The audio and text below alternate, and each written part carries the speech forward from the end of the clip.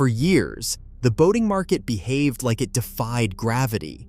Prices climbed, demand surged, and anything with a hull and a motor was treated like an investment instead of a luxury. Dealers could barely keep inventory in stock.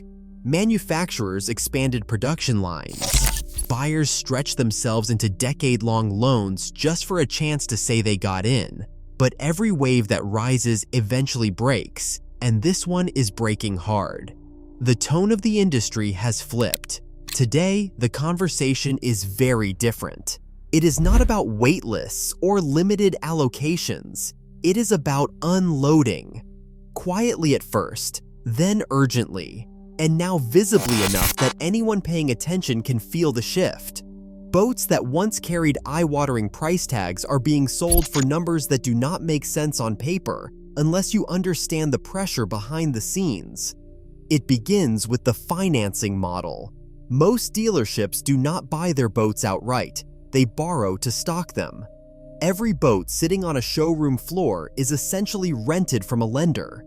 That loan accumulates interest every day the boat does not sell. When demand is strong, that system works. Inventory moves, interest stays manageable, and everyone profits. But when demand slows, the math turns hostile fast. And that is where we are now. By early 2025, dealers across the country started cutting prices in ways that raised eyebrows. Not promotions, not seasonal deals, full-blown markdowns. A cruiser listed at $200,000 last summer would suddenly show up online for $135,000 or even $115,000. The explanation was always dressed up: customer incentive, model transition, early access sale. But the real reason was buried in paperwork, not advertising copy. That boat had already cost the dealer thousands just sitting there, and every sunrise added more. Dealers were not discounting to attract buyers. They were discounting to stop the bleeding. At auctions from the Gulf Coast to the Great Lakes, the situation became impossible to ignore. Long rows of nearly new center consoles and bow riders appeared under warehouse lighting, tagged at prices that would have been called scam low just 2 years ago. These were not beat-up trade-ins or end-of-season leftovers. Some still had factory plastic on the upholstery. If you know what you are looking at, it is not hard to read the message. These boats did not arrive at auction because someone wanted to give someone else a deal. They arrived because holding them any longer would cost more than selling them at a loss. For longtime boat owners, the emotional sting is real, because this is not just about dealers. When new prices fall this sharply, used prices collapse even faster. A boat that was worth $80,000 last summer might be worth $52,000 today. Not because anything happened to the boat, but because the market moved underneath it. And this time the floor did not lower gradually, it dropped. The numbers tell the story long before the marketing does. Over the past year, retail boat sales have slipped noticeably, but production did not slow at the same pace. Boats kept rolling off assembly lines even as buyers quietly stepped back. That mismatch did not seem catastrophic at first. Manufacturers simply assumed the market would rebound or that dealers would push harder to move stock. But the slowdown was not temporary, it was structural. And now the imbalance is visible in every marina storage yard and dealer parking lot in the country. Inventory keeps growing, demand keeps shrinking, and interest keeps compounding. For a dealer, every boat on the lot is a clock ticking louder each week. The floor plan loan does not care if buyers are hesitant. It does not care if fuel prices are high, if maintenance costs scare people, or if inflation is eating into household budgets. The loan just accrues, so when inventory piles up, it does more than take space. It drains cash. And when you're paying interest on something that isn't selling, you're not just losing margin, you're losing your lifeline. That pressure explains why the resale market is collapsing alongside new pricing. A boat purchased last year at full price is suddenly worth thousands less, sometimes tens of thousands. And because boat loans are often stretched across 7, 10, even 12 years, many owners now owe more than the boat is worth. Negative equity. Once you're there, selling becomes a trap, not a solution. This is where the dominoes start tipping. When owners can't trade in, they don't buy new. When they don't buy new, dealers don't move inventory. When dealers can't move inventory, they stop accepting trade-ins. That stalls the entire used market. A slowdown in one segment becomes a freeze in all of them. And then comes the part no one wants to talk about: repossessions. When monthly payments rise, especially on adjustable rate loans written during 2020 and 2021, owners start to fall behind. A small rate jump on a large marine loan can add hundreds per month in costs. Combine that with an asset that is losing value faster than it is being paid down, and suddenly keeping the boat becomes financially irrational. For many households, it becomes impossible. That's why tow trucks are showing up before sunrise in coastal suburbs and lakeside communities. Repossession isn't dramatic. It's quiet, it's discreet, and it's accelerating. The boats being taken back aren't old and neglected. They're late-model center consoles, pontoons, runabouts, the very same boats that flooded Instagram during the pandemic years. The same boats that were supposed to symbolize freedom, escape, and lifestyle independence. Now they symbolize something different: overextension. A market built on optimism is now being reset by math, and math doesn't negotiate. If you want to actually see where the market has broken, you don't start in the showrooms. You start in the storage yards. Drive past a regional marina or pull up drone footage from coastal storage facilities, and it looks like a cemetery made of fiberglass.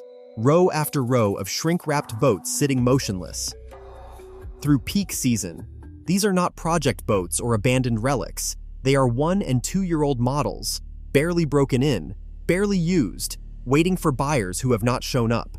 Every one of those boats costs money to sit still.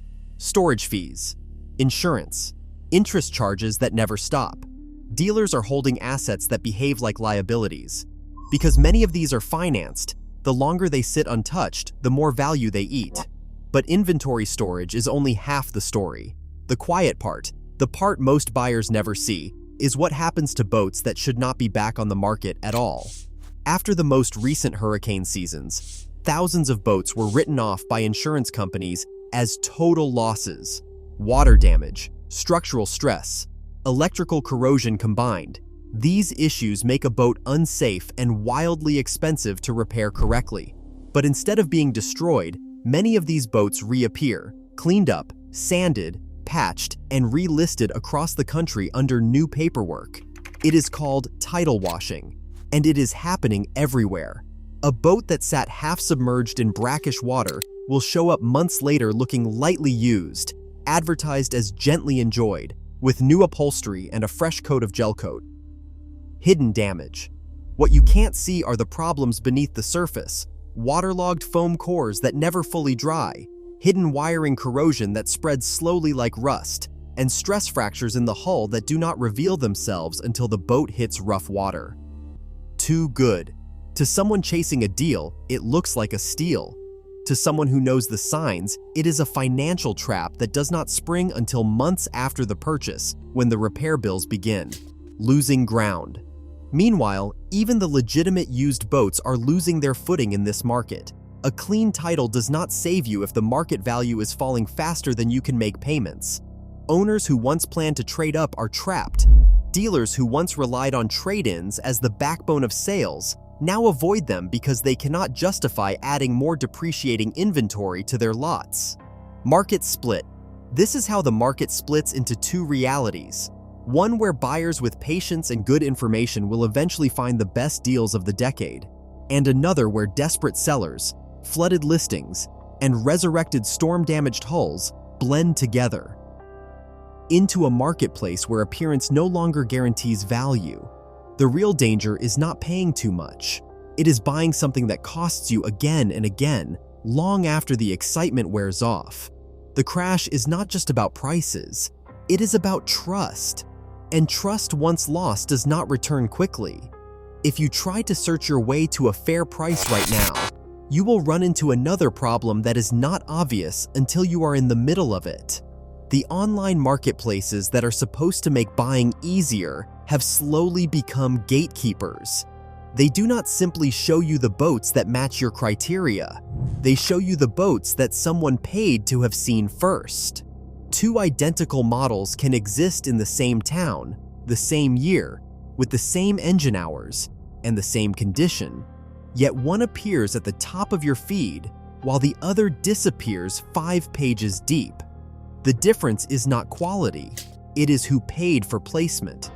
Dealers have the budget to keep their listings visible. Private sellers often do not, which means the market price you think you are seeing is less. This shapes what boats are worth and who can afford the advertising fee. And when perception is manipulated, pricing follows perception. If buyers keep seeing inflated listings, they begin to believe those prices are normal. That sets the baseline artificially high, even if the real transactions happening behind the scenes are thousands lower. It is a psychological tactic disguised as convenience. You search, you scroll, you trust what appears first, and the sites know that. Meanwhile, the manufacturers, the ones who were running overtime shifts during the boom, are now quietly pressing the brakes. They don't announce it loudly, because public confidence matters. But you can see the slowdown in the places that don't make headlines. Reduced bulk orders to parts suppliers, layoffs in fiberglass molding shops, seasonal workers released early instead of late, fewer cargo shipments arriving at port. Local business pages in coastal towns are full of stories about small upholstery shops closing, engine rigging subcontractors cutting hours, gel coat vendors reporting dead months. The factory floor may slow gradually, but the ripple to the surrounding economy hits immediately. A boat isn't just fiberglass and horsepower. It's an ecosystem of labor. Welders, laminators, mechanics, painters, marina staff, seasonal dockhands. When production slows, that ecosystem thins out. And when support thins out, owning a boat becomes more expensive, more inconvenient, and more stressful. And that's where the emotional shift begins. When boating feels like freedom, people stretch to afford it. There is a rhythm to markets, even ones built on emotion. They expand, they overreach, they correct, and then they settle.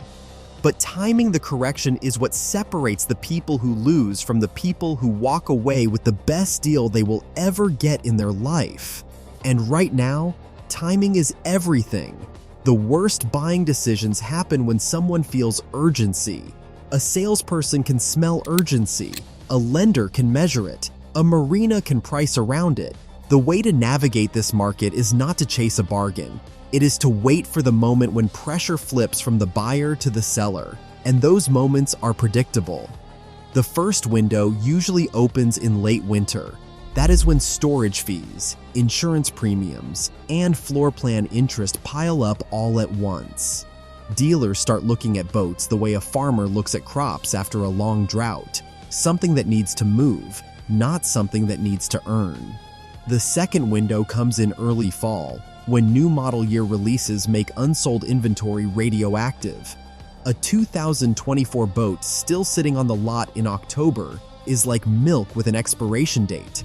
The longer it sits, the faster its value decays. But waiting does not mean watching aimlessly, it means watching the right signals. Auction volumes give the earliest clues because they reveal distress before it reaches the public listings. When auction listings spike, prices begin to drop. When they stabilize, the floor is forming. Dealer financing delinquencies are another signal. When delinquency rates stop rising, it means pressure is easing, and when manufacturers begin offering quiet rebates instead of visible discounts, it means they are trying to reset confidence rather than dump supply. Once those signals line up, buyers who have done their homework hold the leverage. And leverage in a negotiation is not attitude, it is information. It is knowing what the boat actually sells for at wholesale, not what someone is hoping to get on a listing page. It is knowing that a dealer pays interest every day, and that silence is more powerful than enthusiasm when numbers hit the table. It is understanding that the best offer is one backed by proof, not emotion. This market is not rewarding impulse. It is rewarding discipline, and that discipline extends to choosing the right kind of boat. Boats that are simple, efficient, and low maintenance hold value because they do not require constant spending to keep them in the water. Smaller outboards, well-built aluminum hulls, mid-size runabouts, the tools of the water, not the trophies, the large yachts, the high-horsepower prestige builds, the multi-engine status symbols, those are dropping hardest. Not because they are bad boats, but because they require wealth that is steady, not borrowed. Boating is not disappearing. The joy of being on the water has not gone anywhere. What is changing is who stays afloat when the tide pulls back. People who treat boating as identity are struggling. The people who treat boating as passion and wait for the right moment are about to find opportunity where others only see decline. The current is shifting. If you pay attention, you won't have to swim against it.